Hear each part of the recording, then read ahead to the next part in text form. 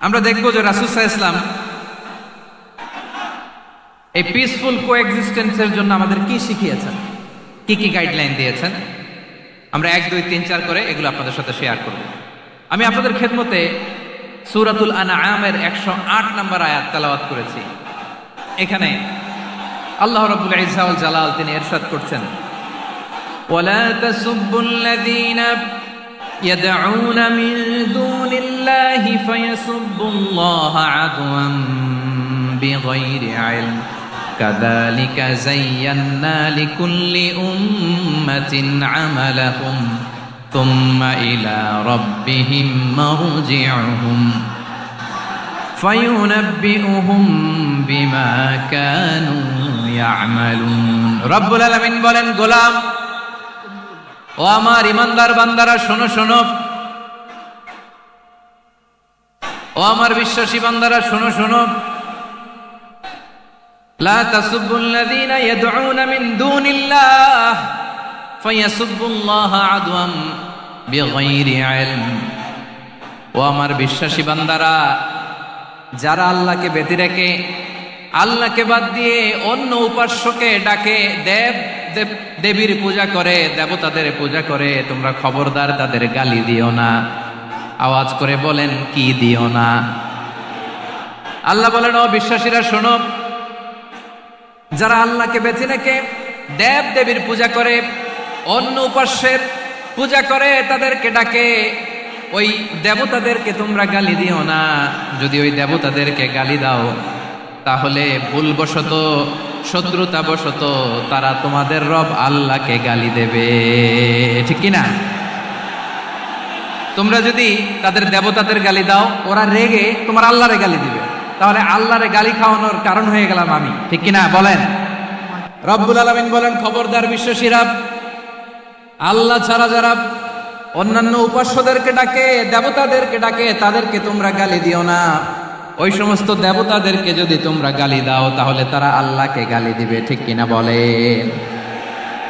আমরা দেবতাদের গালি দিলে ওরা আল্লাহকে গালি দিবে। রব্বুল আলামিন বলেন, খবরদার দেবতাদেরকে গালি দিও না, তাহলে ওরা তোমার রব আল্লাহরে গালি দেবে। প্রতিটি জাতির জন্য তাদের কাজকে আমি আল্লাহ সুশোভিত করে রেখেছি, তারা সবাই একদিন আমার কাছেই ফিরে আসবে। এরপর আমি রব্বুল আলামিন তাদের আমলনামা তাদেরকে জানিয়ে দেব। সুবহানাল্লাহ পড়ো। প্রিয় ভাইয়েরা, আল্লাহ তাআলা বলেছেন, খবরদার গালি দিও না। আদেশটা কার? আওয়াজ করে বলেন তো। হিন্দুদের দেবতা দেবদেবীদেরকে গালি দেওয়া যাবে না। আওয়াজ করে বলুন প্রিয় ভাইয়েরা, এই আদেশটা কার? এই আপনাদের গলার আওয়াজ। অন্য ধর্মের দেবতাদেরকে যে গালি দেওয়া যাবে না, এই আদেশটা কার? আরো জোরে বলুন, কার?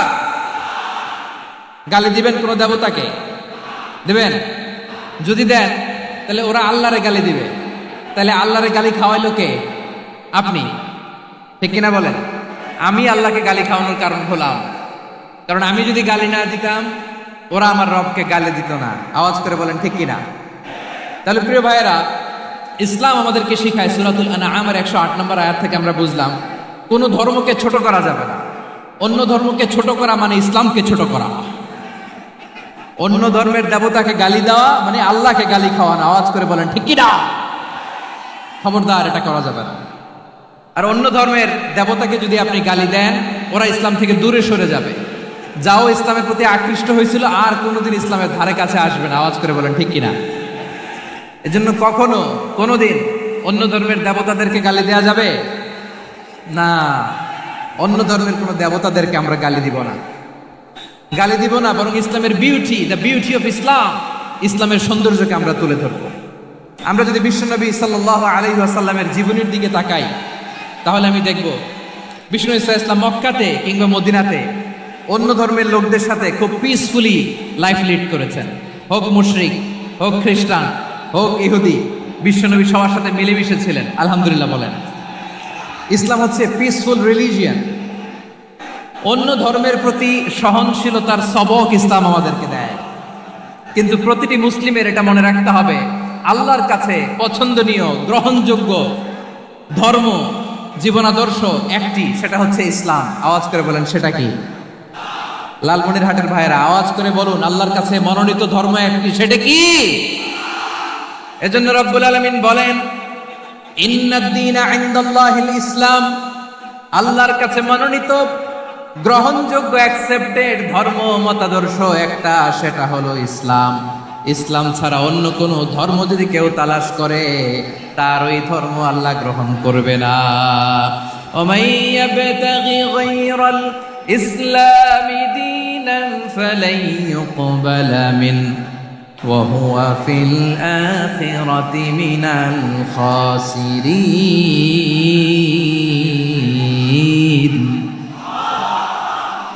Whoever seek anything except Islam, that won't be accepted from him, and he will be loser in the day of judgment. কিয়ামতের দিন ইসলাম ছাড়া কেউ যদি অন্য কোনো ধর্ম তালাশ করেছে দুনিয়াতে, তার এই মতাদর্শ গ্রহণ করা হবে না, and he will be loser, সে হবে লুজার, ক্ষতিগ্রস্ত। হাই হাই কোম্পানির ম্যানেজার, ওর আমও শেষ, সালাও শেষ। আওয়াজ করে বলেন ঠিক কি না? এজন্য ইসলাম পেয়ে আমরা খুশি না বেজার? প্রত্যেক নামাজ শেষে আমরা আল্লাহরে বলি, আল্লাহ রাদিতু বিল্লাহি রাব্বা ওয়া বিল ইসলামি দীনা ওয়া বি মুহাম্মাদিন নাবিয়ান ওয়া রাসূলা। ও আল্লাহ, তোমারে রব হিসেবে পেয়ে আমরা খুশি। ও আল্লাহ, ইসলামকে ধর্ম হিসেবে পেয়ে আমরা খুশি। বিশ্বনবীকে আমাদের রাসূল পেয়ে আমরা খুশি। ঠিক কিনা বলে? ইসলাম ছাড়া অন্য কোনো ধর্ম আমরা গ্রহণ করব না। ঠিক কিনা বলেন? আল্লাহর কাছে অ্যাকসেপ্টেড রিলিজিয়ন একটা, সেটা ইসলাম।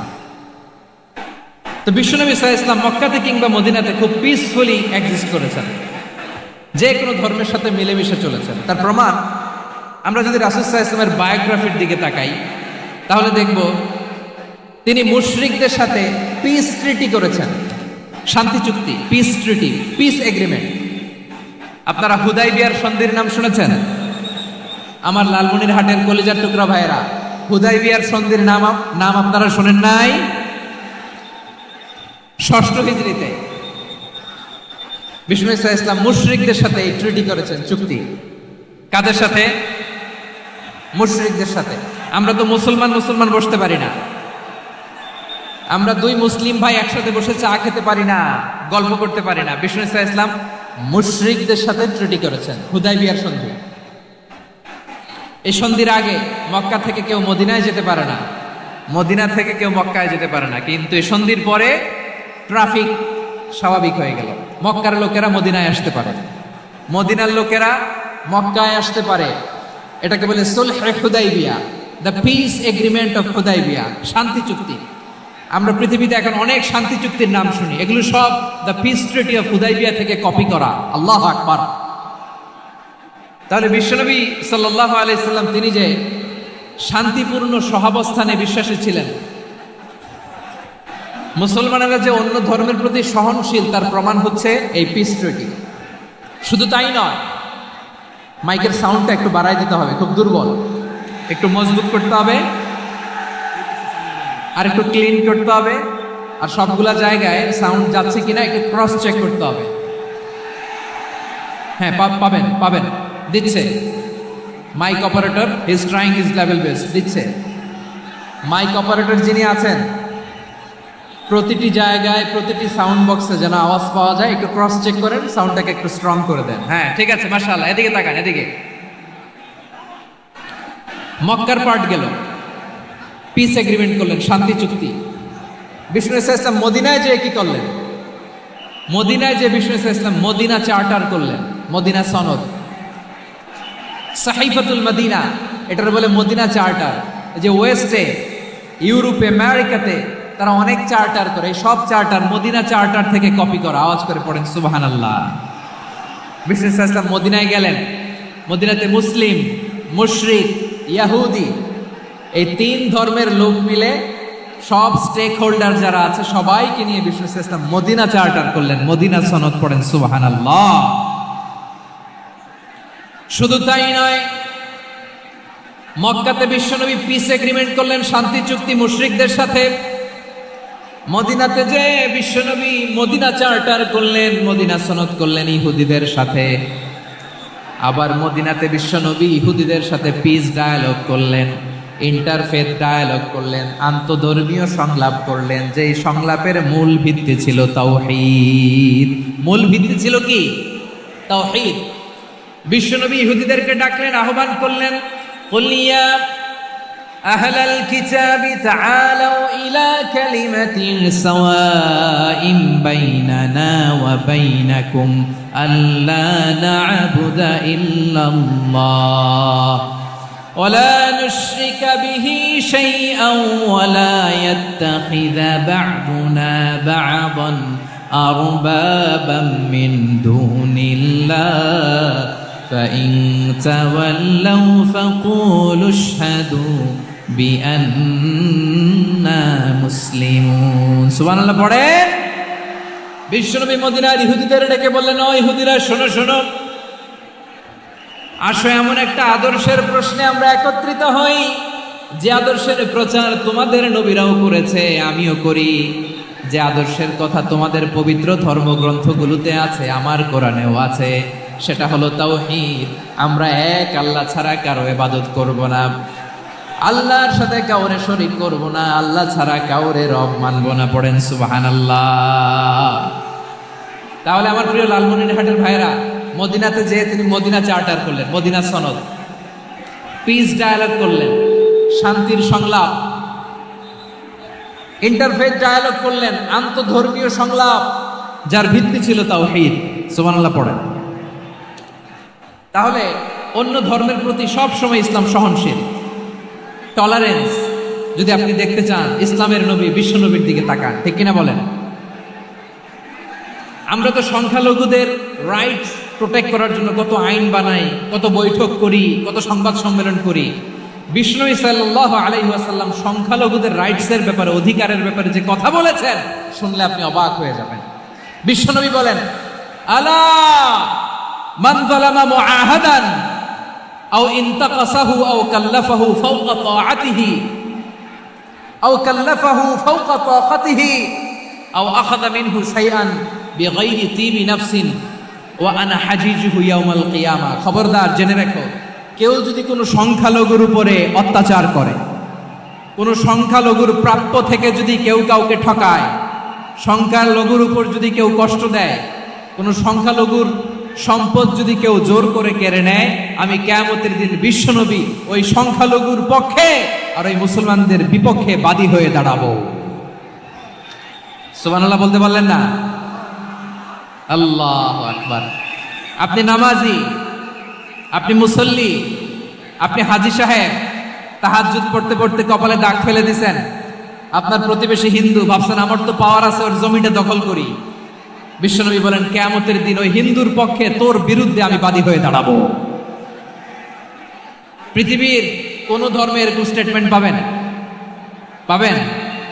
আপনি ভাবছেন আপনি নামাজ পড়লে হাজী সাহেব কপালে দাগ ফেলাই দিলে আপনি সালসালায়ে জান্নাতে চলে যাবেন না? খবরদার। বিশ্বনবী বলেন, কোন সংখ্যালঘুর উপর যদি কেউ আক্রমণ করে, তার প্রাপ্য তাকে না দিয়ে যদি তাকে ঠকায়, তার উপর জুলুম করে, তার সম্পদ যদি কেড়ে নেয়, আমি নবী, তুমি মুসলিম হইতে পারো, মুসল্লি হইতে পারো, তার পক্ষে তোমার বিপক্ষে আল্লাহর দরবারে বাদী হয়ে দাঁড়াবো। আচ্ছা লালমনিরহাটের ভাইরা, কথা বুঝতে পারলে আওয়াজ করে উত্তর দেন। বিশ্বনবী যদি কারো বিপক্ষে দাঁড়ায় কিয়ামতের দিন, আই রিপিট, আমি আবারও বলছি, বিশ্বনবী যদি কিয়ামতের দিন কারো বিপক্ষে দাঁড়ায়, ও তো সালসালায়ে জান্নাতি, তাই না? জান্নাতি না? যে নবীর সুপারিশ ছাড়া জান্নাতের গেটও দেখা যাবে না, ওই নবী যদি বলে তোর বিপক্ষে আমি বাদী হয়ে দাঁড়াবো, ওই জান্নাতে আর ঢোকার কোনো সুযোগ আমাদের থাকবে? এখানেই শেষ না আমার প্রিয় লালমনিরহাটের ভাইয়েরা, এখানেই শেষ নয়। বিশ্বনবী বলেন, মান কাতালা মুআহাদান, বুখারীর বর্ণনা, মান কাতালা মুআহাদান লাম ইয়ারাহ রাইহাতাল জান্নাহ। কেউ যদি, কোনো মুসলিম যদি অন্যায়ভাবে কোনো সংখ্যালঘুকে হত্যা করে, কোনো হিন্দুকে হত্যা করে, কোনো বৌদ্ধরে হত্যা করে, অন্যায়ভাবে কোনো মুসলিম যদি কোনো সংখ্যালঘুরে হত্যা করে, জান্নাতে যাওয়া তো দূরের কথা, ওই মুসলিম জান্নাতের ঘ্রাণও পাবে না। সেই বুখারীর বর্ণনা, মান কাতালা মুআহাদান লাম ইয়ারাহ রাইহাতাল জান্নাহ ওয়া ইন্না রিহাহা লা ইউজাদু মিন মাসিরাতি 40 আমা। যে জান্নাতের ঘ্রাণ 40 বছর দূরের রাস্তা থেকেই পাওয়া যায়। সুবহানাল্লাহ পড়েন। প্রিয় ভাইরা, এখান থেকে জান্নাতে পৌঁছতে লাগবে 40 বছর। এত দূর, কত বছর? সবাই বলেন কত বছর? এখান থেকে জান্নাতে পৌঁছতে লাগবে 40 বছর। এত দূরে থাকতেই জান্নাতের ঘ্রাণ আপনার নাকে এসে ধাক্কা মারবে। বিষ্ণুই বলেন, যে ব্যক্তি কোনো সংখ্যালঘুকে হত্যা করে জান্নাতের ঘ্রাণ তো পাবেই, জান্নাতে তো ঢুকতে পারবেই না, জান্নাতের ঘ্রাণও তার নাকে লাগবে না। পড়েন না আউযুবিল্লাহ। তাহলে সংখ্যালঘুদের ব্যাপারে ইসলামে অধিকার দেয়া আছে না নাই? লালমনিরহাটের ভাইয়ের আওয়াজ করে বলেন, আমার সংখ্যালঘু হিন্দু ভাইদের রাইটস, অধিকার আমাদের ইসলামে প্রোটেক্টেড আছে না নাই? এখানেই শেষ না। বিষ্ণু ইসলাম আপনার অমুসলিম প্রতিবেশীর সাথে ভালো আচরণ করতে বলেছে। আমাদের হয় না, এটা মুসলিম পাড়া, ওটা বৌদ্ধ পাড়া, হয় না? অনেক সময় হয় না, এটা আমাদের মুসলিম পাড়া, ওইটা হিন্দু পাড়া, এরকম আছে না নাই? লালমনিরহাটে নাই না? আছে? হিন্দু যদি আপনার প্রতিবেশী হয় কি করবেন? ওরে কষ্ট দিবেন নাকি? কেন? ও তো হিন্দু, ও তো আমার আল্লাহরে ডাকে না, ওরে কষ্ট দিলে যায় যাবে না? খবরদার।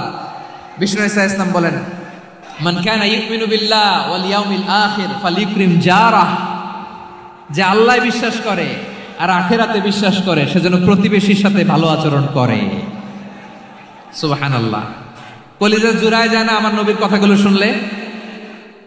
যে আল্লাহ বিশ্বাস করে, যে আখিরাতে বিশ্বাস করে সে যেন প্রতিবেশীর সাথে ভালো আচরণ করে। এখানে বলছে মুসলিম প্রতিবেশী, বলছে নামাজি প্রতিবেশী, বলছে আল্লাহওয়ালা প্রতিবেশী, বলছে না।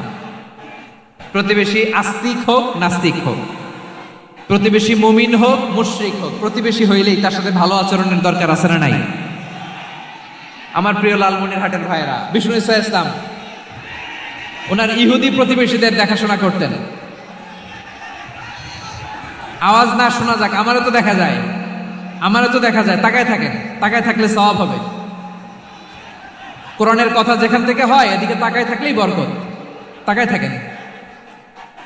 জি জি, মাইক, আমি তার মাইক ঠিক করতে আসি না এদিকে, এই মাইক ঠিক করব, ওই মাইক ঠিক করব, ওদিকে পাইলট বলবে হুজুর চলে আসেন। জি বসুন, বসুন, মাশাআল্লাহ। হ্যাঁ, খুব শান্ত, ঠিক আছে। পুলিশ ভাইরা না খেয়ে দিনরাত আপনারা যাতে সুশৃঙ্খল একটা প্রোগ্রাম উপহার পান এটাই চেষ্টা করতেছে, আপনাদেরকে কষ্ট দিতে আসে নাই। একটু একটু সহযোগিতা করেন। জি মাশাআল্লাহ। হ্যাঁ ঠিক আছে। আমার প্রিয় ভাইরা, প্রতিবেশী আস্তিক হোক নাস্তিক হোক, মুসলিম হোক হিন্দু হোক, তার সাথে ভালো আচরণ করতে হবে। বিষ্ণু ইসলাম ওনার ইহুদি প্রতিবেশীর বাসায় যেতেন। কোন প্রতিবেশী? ইহুদি। আওয়াজ করে বলেন, কোন প্রতিবেশী? ইহুদি। এক ইহুদি কিশোর বিষ্ণু ইসলামের খেদমত করতে, ইহুদি ছেলে আমার নবীর খেদমত করতো, তারা ছিল নবীর প্রতিবেশী। তো অনেকদিন হয় ইহুদি ছেলেটা আসে না। বিষ্ণুনবী খোঁজ দিলেন, ঘটনা কি? একটা ইহুদি ছেলে না আমার খেদমতে আসতো, ছেলেটা কই? খোঁজ নিয়ে জানলেন ছেলেটা অসুস্থ। বিষ্ণু ইসলাম ওই ইহুদির বাড়িতে চলে গেলেন ওই ছেলেটাকে দেখা করার জন্য, ভিজিট করার জন্য। সুবহানাল্লাহ পড়বেন না? গেলেন, যে দেখে ইহুদি ছেলেটা মুমূর্ষ, যান যান যায় যায় ভাব, বিছানায় পড়ে আছে, তার বাবা দাঁড়ানো। বিশ্বনবী তার মাথার পাশে বসলেন, মাথায় হাত বুলিয়ে দিলেন, আর ছেলেটাকে বললেন আসলিম, হে ইহুদি ছেলে, আসলিম, ইসলাম ধর্ম গ্রহণ করো। তো ছোট্ট ছেলে ভাবে আমরা ইহুদি, এখন ইসলাম ধর্ম গ্রহণ করলে আব্বা যদি বকা দেয়, ফানাযারা ইলা ওয়াজহি আবি, ছেলেটা তার বাবার চেহারার দিকে তাকালো, দেখি আব্বা কি কয়। আব্বা যদি বলে তাইলে ইসলাম ধর্ম গ্রহণ করবে। ইহুদি ছেলেটা তার বাবার দিকে যখন তাকালো, ওর বাবা বলে আতি আবুল কাসিম, আবুল কাসিম যা বলে তাই করো। আবুল কাসিম হচ্ছে বিষ্ণু ইসলামের একটা কুনিয়াত, উপনাম। আমার রাসূলের বড় ছেলের নাম ছিল কাসেম। যেমন দেখবেন আমাদের এলাকায় কারো ছেলের বড় ছেলের নাম যদি হয় আব্দুল্লাহ, এরা আব্দুল্লাহর বাপ বলে ডাকে। কারো বড় মেয়ের নাম যদি হয় ফাতেমা, এরা কি ডাকে? ফাতেমার বাপ বলে না? তো বিষ্ণু ইসলামের বড় ছেলের নাম ছিল কাসেম। ইহুদি বাবা বলল আতি আবুল কাসেম, আবুল কাসেম যা বলে তাই শোনো, মানে মোহাম্মদ যা বলে তাই শোনো। এই কথা শুনে ছেলে সাহস পাইছে, ছেলে আবার পড়তে আরম্ভ করলো আশহাদু আল্লাহ ইলাহা ইল্লাল্লাহ ওয়া আশহাদু আন্না মুহাম্মাদার রাসূলুল্লাহ পড়েন আল্লাহু আকবার। বিশ্বনবীর আহ্বান শুনে ওই আহ্বানে সাড়া দিয়ে ইহুদি ছেলে শাহাদা পড়ে মুসলমান হয়ে গেল। তার হৃদয়টারে ইমানের নূর দিয়ে আলোকিত করে দিল কে? প্রিয় ভাইরা, এবার রাসূল সাল্লাল্লাহু আলাইহি ওয়াসাল্লাম বের হয়ে আসলেন ঘর থেকে আর বললেন, আলহামদুলিল্লাহিল্লাযী আনকাযাহু মিনান নার। প্রশংসা সে আল্লাহ, যে আল্লাহ জাহান্নামে চলে যাচ্ছিল প্রায় এমন একটা লোককে মুহূর্তের মধ্যে কালেমায়ে শাহাদাতের বদৌলতে জান্নাতি বানায় দিলেন। আওয়াজ করে পড়েন সুবহানাল্লাহ। এই হাদিস থেকে আমরা কি শিখলাম? What is the moral of the story? এক নাম্বার স্টোরি হলো, প্রতিবেশী ইহুদি হোক হিন্দু হোক, যাবেন, সুসম্পর্ক রাখবেন, উপহার দিবেন, বিপদে পাশে দাঁড়াবেন, তাইলেই তো আপনাদের প্রতি, মুসলমানদের প্রতি তারা আকৃষ্ট হবে, ঠিক কিনা বলেন? আপনি যদি হিন্দুদের সাথে বৌদ্ধদের সাথে নাই মিশেন, নাস্তিকের কাছে নাই যান, তো ইসলামের সৌন্দর্যটা ওরা বুঝবে কেমনে? আমার অনেক হিন্দু পরিচিত ভাই আছে, ওরা আমাদের ইফতারের প্রোগ্রামে এসে একসাথে ইফতারি করে। অনেক মদখোর আমার সাথে বসে একসাথে ডিনার করে, হাফ প্যান্ট পরা, গলায় স্বর্ণের চেইন, হাতে স্বর্ণের ব্রেসলেট, আইসা আমার সাথে ডিনার করছে, আছে এরকম। গাঁজাখোর, আমি বলি আসো, welcome welcome to my dinner, আসো বসো। বসলেই তো আমি ওর ডিএনএ, চিন্তার ডিএনএ চেঞ্জ করে দেওয়ার সুযোগ পাবো। চিল্লায় বলো ঠিক কি না? আসতে হবে আমার কাছে। Our door is open. The door of Islam is open 24/7. সব সময় আমাদের ইসলামের দরজা আমার অমুসলিম ভাইদের জন্য খোলা আছে না নাই? এই হাদিস থেকে দুইটা শিক্ষা। এক নম্বর শিক্ষা, প্রতিবেশী মুসলিম হোক অমুসলিম হোক, যান, অসুস্থ হইলে একটু আপেল নিয়ে যান, আঙ্গুর নিয়ে যান, কমলা নিয়ে যান, তাদের সাথে ভালো আচরণ করেন। ইসলামের বিউটি দেখে, সৌন্দর্য দেখে অবাক হবে, নসিব ভালো হলে কোনোদিন কালিমা পড়ে মুসলমান হয়ে যাবে, ঠিক কিনা বলেন? তাহলে অমুসলিমের সাথে ভালো সম্পর্ক। বিশ্বনবী ইহুদির বাড়িতে গেলেন, ইহুদির বাড়ি, আর আমার মুসলমান ভাই আমার কাফের বলে, এরকম আছে না নাই? মুসলিম মুসলিমরা দেখতে পারে না, সহ্য করতে পারে। বিশ্বনবী সাল্লাল্লাহু আলাইহি ওয়াসাল্লাম ইহুদির বাড়িতে গেলেন, এটা একটা শিক্ষা। আরেকটা শিক্ষা হলো, ভাইয়েরা, ধাক্কা মেরে এসে সামনে এসে কি লাভ? প্রোগ্রাম তো শেষ হচ্ছে, এখনই শেষ হচ্ছে। তো এই যে আমাদের বকশি ভাই ওয়াদা নিল, হাত তোলালো, মিম বলে এত কথা বললো, তো আমি জেলায় জেলায় যে খালি হাত নাড়াই তোমাদের জন্য নাকি? হ্যাঁ, হাত নাড়াই শুধু। এই ধাক্কাইতে ধাক্কাইতে এদিকে এসে হাত নাড়াইতেছে, হয়েছে তো, দেখলাম তো, ঠিক আছে, মাশাআল্লাহ, অনেক সুশৃঙ্খল, অন্যান্য যে কোনো জেলার জন্য সুশৃঙ্খল। আমার দিকে তাকাও, আমার দিকে তাকাও, ঠিক আছে। এই যে দাঁড়িয়ে আছে, একটা ছেলে নড়ে না, দেখছেন? মাশাআল্লাহ মাশাআল্লাহ মাশাআল্লাহ। হ্যাঁ, এইভাবেই। আর কয়েকটা মজাদার কথা আছে, শোনো। এই হাদিস থেকে আমাদের শিক্ষা হলো, আমার প্রতিবেশী যেই ধর্মের হোক আমি সম্পর্ক রাখবো। অসুস্থ হলে যাব, কি বলেন ভাইরা? যাবেন না? যাবেন না আপনারা? আচ্ছা, 2 নম্বর শিক্ষা হলো, বিষ্ণু ইসা ইসলামের খাদেম ছিল ইহুদি, এতদিন খেদমত করলো, একদিনও বিশ্বনবী ওরে কালিমার দাওয়াত দেয় নাই। কারণ কি? বিশ্বনবী একটা ভালো সময়ের অপেক্ষা করতেছিলেন, প্রপার টাইমিং। দাঈর কাজ হচ্ছে দাঈ ইলাল্লাহ, সে হচ্ছে সুযোগ সন্ধানী। দাঈ সুযোগ খোঁজে, কখন দাওয়া দিলে ব্যাটে বলে হবে, ঝোপ বুঝে কোপ মারে, ঠিক কিনা বলেন? বিষ্ণু ইসলাম ভালো সময়ের অপেক্ষা করতেছিলেন, দেখি ভালো সময় আসুক আসুক আসুক আসুক। আস্তে আস্তে এমন সময় আসছে, ছেলে এবার মুমূর্ষ। অসুস্থ ব্যক্তির হৃদয় অত্যন্ত নরম থাকে। হসপিটালে যখন কেউ যায় তার হৃদয়টা বড্ড নরম থাকে, মৃত্যুর ভয়ে তার অন্তরটা নরম থাকে, ঠিক কিনা বলেন? এই প্রপার টাইমিং এর অপেক্ষা করতেছিলেন। যখনই টাইমিং পেয়েছেন, দাওয়াত দিলেন, পড়ো লা ইলাহা ইল্লাল্লাহ, সুবহানাল্লাহ পড়েন সবাই। তাহলে ইসলাম অমুসলিম প্রতিবেশীর সাথে ভালো আচরণ করতে বলে। ইসলাম অমুসলিম মাতা পিতার সাথেও ভালো আচরণ করতে বলে। মাতা পিতা যদি অমুসলিম হয়, তারা ফেলে দিতে পারবেন? পারবেন? পারবেন? আমার লালমনিরহাটের ভাইয়েরা, অনেক হিন্দু ছেলে আমাদের হাতে শাহাদা পড়ে মুসলিম হয়, কিন্তু ওর মা মুসলমান হয় নাই, বাবাও হয় নাই, এরকম আছে না নাই? তো ও হয়েছে মুসলিম, মা বাপ হিন্দু, এখন মা বাপ কি বাদ? হ্যাঁ, মা বাপ বাদ দেয়া যাবে? যেই মা আপনারে 9 মাস 8 মাস পেটে ধারণ করলো, আপনার মায়ের নার ছেঁড়া ধন, আপনি ওই মারে বাদ দিতে পারবেন? যে মায়ের বুকের তাজা দুধ খেয়ে আপনি আজকে বাড়ন্ত তাজা তরতাজা, ওই মারে বাদ দেয়া যাবে? মায়ের এক ধারে দুধের দাম, কাটিয়া গায়ের চাম, পাপুষ বানাইলেও ঋণের শোধ হবে না। এমন দরদি ভাবে কেউ হবে না আমার মাহা গো। মায়ের এক ধারে দুধের দাম, কাটিয়া গায়ের চাম, পাপুষ বানাইলেও ঋণের শোধ হবে না। এমন দরদি ভাবে কেউ হবে না আমার মাহা গো। ঠিক কিনা? মাকে তো বাদ দেওয়া যায় না। وقضى ربك ألا تعبدوا إلا إياه وبالوالدين إحسانا। আল্লাহ বলে অবধারিত দুইটা ভার্ডিক তোমাদের জন্য, এক আল্লাহর ইবাদত করবা আর মা বাবার প্রতি ইহসান করবা। আদেশটা কার? মা বাবার প্রতি ইহসান করতে হবে। আমার মা হিন্দু হোক ভালো আচরণ করতে হবে, বৌদ্ধ হোক ভালো আচরণ করতে হবে। আমার যে সমস্ত হিন্দু ভাইয়েরা মুসলিম হয়েছে, তোমাদের মা বাবা এখনো মুসলমান হয় নাই, তাদের সাথে ভালো আচরণ করতে হবে। আপনাদের খেদমত নিজে করতে হবে অথবা খেদমতের ব্যবস্থা করাই দিতে হবে। মান্থলি যে খরচ লাগে এটা দিতে হবে। আরে তুমি এখন মুসলিম, তোমার মা বাবা হিন্দু, এখনই তো সুযোগ ইসলামের সৌন্দর্য দেখানো। এখন মা বাবা যদি দেখে আরে এটা হিন্দু থাকতে তো বদমাইশ ছিল, বেয়াদব ছিল, কি এমন ধর্ম সে গ্রহণ করলো যেটা গ্রহণের সাথে সাথে সে পাল্টে গেল? কি এমন ধর্ম সে গ্রহণ করেছে যেটা তার জীবনকে আলোকিত করে দিয়েছে? নসিব ভালো হলে তারাও কালিমা পড়ে মুসলমান হয়ে যাবে। বিষ্ণু ইসা ইসলামের স্ত্রীর নাম ছিল আয়েশা রাদিয়াল্লাহু তাআলা আনহা, আবু বকর রাদিয়াল্লাহু তাআলা আনহুর মেয়ে। আবু বকর রাদিয়াল্লাহু তাআলা আনহুর আরেক মেয়ের নাম হচ্ছে আসমা। কি নাম? দুজনই আবু বকর রাদিয়াল্লাহু তাআলা আনহুর মেয়ে, আসমা আর আয়েশা। নাম দুটা কেমন লাগে? আসমা নামটা কেমন লাগে? আয়েশা নামটা কেমন লাগে?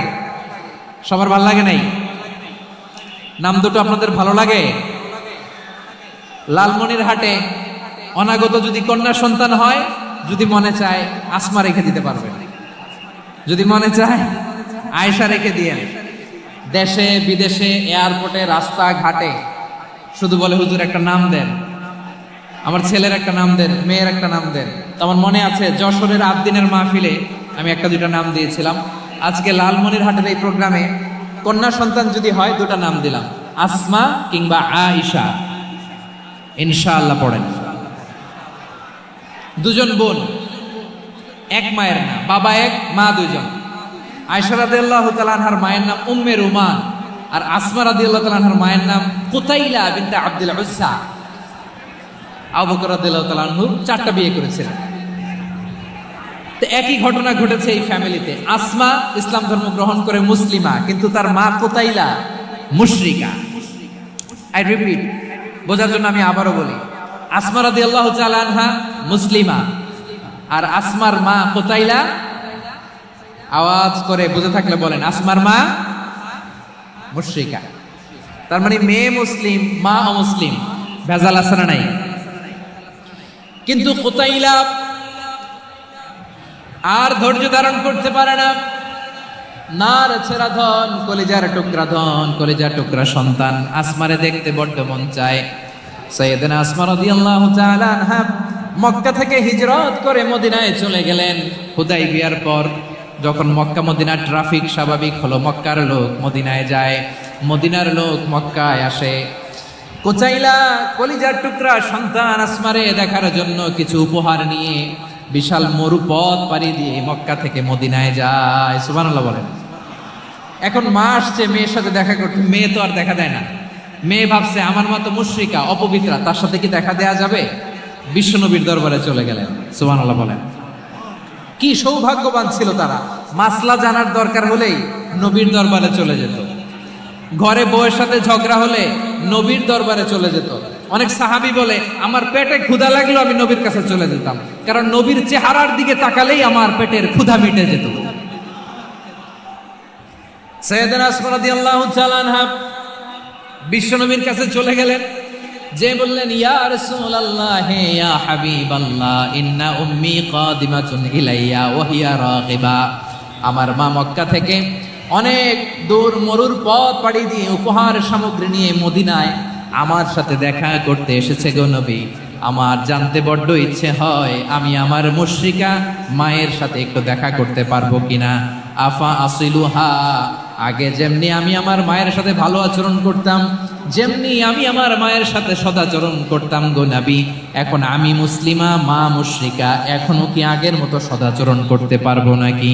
বিশ্বনবী বললেন নাম সিদিহা, হ্যাঁ রে আসমা, অবশ্যই অবশ্যই, আগে ঠিক যেমন তুমি তোমার মায়ের সাথে ভালো আচরণ করতে, এখনো তেমনি আগের মতো ভালো আচরণ করবা।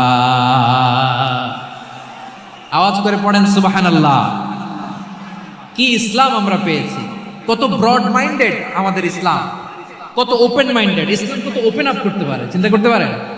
বিষ্ণু বললেন হ্যাঁ অবশ্যই, নাম সুলিহা, আগে যেমনি ভালো আচরণ করছো আসমা, এখন ওই রকমই করো, পারলে আরো বাড়াই করো। সুবহানাল্লাহ বলেন। তাহলে আমার যে হিন্দু ভাইয়েরা, হিন্দু বোনেরা, ইমানের বদৌলতে দৌলতে আপনি ধন্য হয়েছেন, আপনার আম্মা আব্বা এখনো মুসলমান হয় নাই, তাদের জন্য দোয়া করেন, তাদের জন্য দোয়া করেন, আল্লাহ যেন তাদেরকেও ইমানের দৌলত দান করে। আমরা সবাই পড়ি আমিন, আরো জোরে পড়েন আমিন। এখন বলেন, ইসলাম কি ন্যারো মাইন্ডেড রিলিজিয়ান না ব্রড মাইন্ডেড? লালমনিরহাটের যুবক ভাইরা আওয়াজ করো, ইসলাম কি ন্যারো মাইন্ডেড না ব্রড মাইন্ডেড? কতটা ব্রড মাইন্ডেড দেখেন। বিশ্বনবী সাল্লাল্লাহু আলাইহি সাল্লাম অমুসলিমরা যদি নবীকে উপহার দিত, ওই উপহারও বিশ্বনবী গ্রহণ করতেন। সুবহানাল্লাহ পড়েন। আপনার অমুসলিম বন্ধু যদি উপহার দেয়, সেটাও আপনি নিতে পারবেন, যেটা নেওয়া জায়েজ। কিন্তু আপনার বন্ধু যদি আপনার মদের বোতল দেয়, নিতে পারবেন? হ্যাঁ, মদের বোতল দিলে পারবেন। আপনার বন্ধু যদি আপনার পর্ক দেয়, পর্ক, শুকরের গোশত মিশ্রিত কোনো খাবার, ওটা নিতে পারবেন না। হালাল যে কোনো জিনিস নিতে পারবেন। বিশ্বনবী সাল্লাল্লাহু আলাইহি ওয়াসাল্লাম অমুসলিমদের দেয়া হাদিয়া গ্রহণ করতেন। কেমন নবী ছিলেন! আমার নবীরে চিনে নেন, আমার নবীর অ্যাটিটিউড জেনে নেন। বিশ্বনবী সাল্লাল্লাহু আলাইহি ওয়াসাল্লাম যখন কোনো জনপদে যেতেন, 3টা অপশন নিয়ে যেতেন। প্রিয় ভাইয়ের আওয়াজ করে বলতে হবে, কোন জনপদে গেলে আমার নবীর অপশন থাকতো কয়টা? আমার মতো 3 আঙ্গুল উঁচু করে দেখান আর বলুন, আমার নবী কোন জনপদে গেলে কয়টা অপশন নিয়ে যেতেন? 1 নাম্বার অপশন আসলিম তাসলাম। নতুন এলাকায় গেলে বলতেন আসলিম তাসলাম, ইসলাম ধর্ম গ্রহণ করো, শান্তিতে থাকবা, আমার ভাই হয়ে যাবে, আমরা ভাই ভাই, ইসলাম মানো, আমরা ভাই ভাই। অপশন নাম্বার কত? 1। যদি বলে না ইসলাম মানবো না, ওকে, অপশন নাম্বার 2, মুসলিম হওয়ার দরকার নাই, লা ইকরাহা ফিদ্দিন, ইসলামে কোনো বাড়াবাড়ি নাই। খ্রিস্টান আছো থাকো, বৌদ্ধ আছো থাকো, ইহুদি থাকতে চাও থাকো, কিন্তু আমরা যেহেতু রিজিওনাল সুপার পাওয়ার, আমাদের আন্ডারে থাকো, ট্যাক্স দিয়া থাকো, এটার বলে জিজিয়া। আলেম যারা আছেন বুঝবেন, এটার আরবিতে কি বলে? জিজিয়া। You pay us the tax, we will give you the security. তোমরা ট্যাক্স দিবা, আমরা সিকিউরিটি দিব, আমাদের আওতায় থাকবা, কেউ তোমাদেরকে আক্রমণ করতে পারবে না, আমরা নিরাপত্তা দিব। সুবহানাল্লাহ বলেন। এটা অপশন নাম্বার কত? আচ্ছা, বুঝে থাকলে বলেন, 1 নাম্বার অপশন কি ছিল? ইসলাম। ইসলাম মানো, শান্তিতে থাকবা, ভাই ভাই, আমরা ভাই ভাই। অপশন নাম্বার 2, ট্যাক্স দাও, আমরা নিরাপত্তা দিব, মুসলিম হওয়া লাগবে না।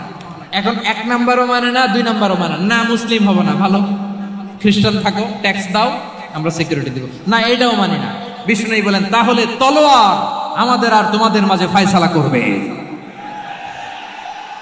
মুসলিমও হবো না, ট্যাক্স দিবা, নিরাপত্তা দিব, আমরা সুপার পাওয়ার, আমাদের আন্ডারে থাকবে, এইটাও না। তাহলে তোমাদেরকে তো আমরা বিশ্বাস করতে পারি না, কখন না কখন বিশ্বাসঘাতকতা করো, কার সাথে মিলে হাত মিলাও, তলোয়ার আমাদের মাঝে ফয়সালা করবে। তখন তিনি জেহাদের সশস্ত্র সংগ্রামের ঘোষণা দিতেন। সুবহানাল্লাহ পড়েন। দেখেন, পশ্চিমারা জেহাদকে এইভাবে চিত্রায়িত করে না, ওরা জেহাদ বলতে বুঝায় তলোয়ার, হাত কাটো, গলা কাটো, না, জেহাদ সশস্ত্র সংগ্রাম 3 নম্বরে। অধিকাংশ ক্ষেত্রেই বিশ্বনবীর সুন্দর আচরণ দেখে, আরে আমার নবীর যে নুরানি চেহারা, অনেকে তো কেবল সিরেফ চেহারাটা দেখেই কালিমা পড়ে মুসলমান হয়ে গিয়েছে। যারা মুসলিম হয় নাই, তারা তাদের ইসলামেই বলবৎ ছিল, ট্যাক্স দিয়ে ইসলামের আন্ডারে ছিল। যারা এটাও মানে নাই, ওইটাও মানে নাই, তাদের বিরুদ্ধে জেহাদ। বিষ্ণু ঈসা ইসলাম সপ্তম হিজরিতে যখন খায়বার বিজয়ের পরে ইসলাম রিজিওনাল সুপার পাওয়ার হিসেবে আত্মপ্রকাশ করলো, বিশ্বনবী চিঠি লিখলেন অন্যান্য সুপার পাওয়ারের কাছে। রাষ্ট্রীয় চিঠি লেখে এক রাষ্ট্রপ্রধান আরেক রাষ্ট্রপ্রধানের কাছে, ঠিক কিনা বলেন? জানেন না আপনারা? এই যে 24-এর ছাত্র নাগরিক অভ্যুত্থানে, এই অভ্যুত্থান যখন শুরু হয় আমি তখন সাউথ আফ্রিকাতে একটা স্ট্যাটাস দিয়েছিলাম, গোটা নয় গোটা দেশ সংস্কার করা লাগবে। শুধু বাংলাদেশ নয়, সারা বিশ্বের বাংলা ভাষাভাষী লোকেরা এই আন্দোলনের সাথে সমর্থন তারা করেছে, এটাকে সাপোর্ট করেছে, তারা সমর্থন দিয়েছে। আমাদের ইউনাইটেড আরব আমিরাতের বাংলাদেশি ভাইয়েরা তারা সেখানে রাস্তায় নেমে এসেছিল, জানেন? ওইখানে ডেমনস্ট্রেশন করা যায় না, সেখানকার সরকার তাদেরকে যাবজ্জীবন দিয়েছিল। তখন আমাদের এই যে প্রধান উপদেষ্টা ডক্টর মোহাম্মদ ইউনূস সরাসরি G2G বলে, এটারে G2G, government to government, G2G, উনি চিঠি লিখলেন যে তাদেরকে, ইউর হাইনেস, হে সম্মানিত আমির, আপনি আমার এই চিঠির কারণে আমার সম্মানে এই 53 জন বাংলাদেশিকে মাফ করে দেন। এই চিঠির বদৌলতে বেকসুর খালাস পেয়ে গিয়েছিল আমাদের ভাইরা, জানেন না এই ঘটনা আপনারা? তাহলে গভর্নমেন্ট টু গভর্নমেন্ট চিঠি দেওয়া হয়। সপ্তম হিজরিতে বিষ্ণু ঈসা ইসলাম সব সুপার পাওয়ারের কাছে চিঠি দিলেন, রোমান সম্রাটের কাছে, পারস্য অধিপতির কাছে, মিশরের অধিপতির কাছে, সবার কাছে চিঠি লিখলেন। চিঠির ভাষা ছিল এরকম, মিন মুহাম্মাদিন রাসূলিল্লাহ ইলা মুকাওকিস আযীমিল কিবত, মুহাম্মদ রাসূলুল্লাহর পক্ষ থেকে মিশরের বাদশার কাছে, আসলিম তাসলাম, ইসলাম মানো শান্তিতে থাকবা, সালামুন আলা মান ইত্তাবাআল হুদা, শান্তি তার জন্য যে হেদায়েতের অনুসরণ করে। সুবহানাল্লাহ পড়েন।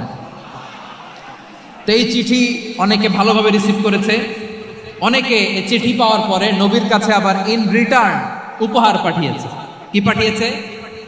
উপহার। মিশরের বাদশাহ মুকাওকিস তিনি বিশ্বনবীকে বিশাল এক উপহারের ডালি পাঠিয়েছেন। মিশরের বাদশাহ মুকাওকিস ছিলেন ধর্মে খ্রিস্টান। লালমনিরহাটের ভাইয়েরা আওয়াজ করে বলেন, মিশরের বাদশাহ ধর্মে কি ছিল? খ্রিস্টান। কি উপহার দিয়েছিল আমার নবীকে? শুনতে মনে চায়? আওয়াজ নাই লালমনিরহাটের গলায়,